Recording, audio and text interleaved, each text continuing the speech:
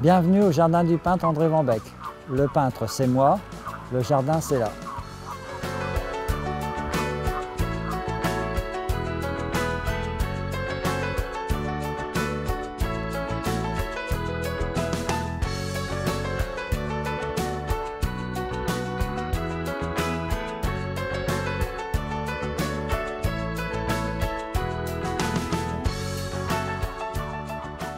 C'est un jardin de peintre, c'est-à-dire qu'il y a de la couleur, de la couleur, de la couleur, du printemps à l'automne. Un jardin de peintre, déjà, j'y connaissais absolument rien, j'ai appris en faisant.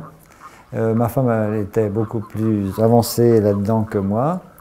Je me suis fait aider par des personnes très qualifiées, très passionnées, très qualifiées. Et donc, c'est l'ensemble de toutes ces bonnes ondes-là qui ont permis de créer ce jardin-là. Mais bon, moi je suis un créateur, donc j'avais certaines idées quand même de composition du jardin. Moi, il me fallait de l'eau pour les reflets de toutes ces couleurs-là. Donc j'ai créé des bassins, suivant l'orientation du soleil, bien sûr, lever de soleil, coucher de soleil, etc. Suivant les arbres existants. J'ai essayé de ne pas en détruire de trop en faisant mes bassins. C'est très joli dans un tableau, un bel arbre, c'est très joli. Ça fait partie de la nature. Il faut savoir peindre les arbres, c'est tout. C'est de la peinture. Vous savez, un tableau, il faut tout recréer comme si... il faut tout refaire à zéro. L'arbre, il faut savoir le dessiner, le tailleur, il faut le dessiner. La porte avec les briques, là-bas, il faut savoir les structurer quand même. Même si on ne les dessine pas, mais tac, tac, tac, il faut que ça ressemble à des briques sans les dessiner. Enfin bon, le pont qu'il y a là, je l'appelle le pont Picard, il ne faut pas exagérer. Pourquoi? Parce que j'ai trouvé le modèle, pas dans les ortillonnages, parce qu'il y a beaucoup de ponts japonais aussi, mais un peu plus loin dans les étangs sur Longo, de l'autre côté. Après, il y a tous les reflets des berges qui se reflètent dans l'eau. Et puis alors là, l'eau, il n'y a jamais 10 minutes sans les mêmes couleurs. C'est incroyable la richesse de variété de couleurs qu'il y a dans l'eau. C'est les reflets, le printemps, l'automne, l'hiver, la neige, le soleil, la brume, je sais pas, il y a plein de trucs. Et dans un jardin, ça amène la vie. C'est ça le romantisme. Il faut faire rêver les gens, il faut que ça apparaisse dans les tableaux.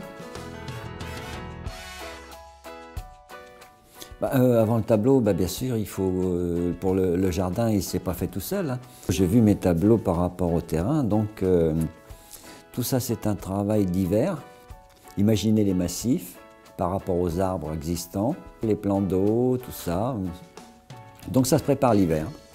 Voilà, tout ça, ça se construit. Et après, j'attends le résultat. Le jardinier a de la patience, il attend. Mais le peintre est très impatient de voir le résultat. Cet après-midi, je n'ai pas peint, j'ai rien fait cet après-midi. Donc je me suis assis sur un banc au fond du jardin.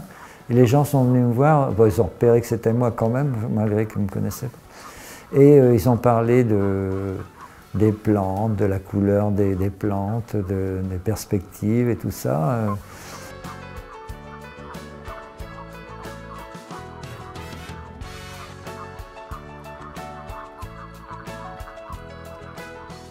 On n'en sort pas indemne de la visite d'un jardin. Il y a les couleurs, la poésie, le paysage, et tout ça apporte une sorte de sérénité et surtout du plaisir à visiter un jardin.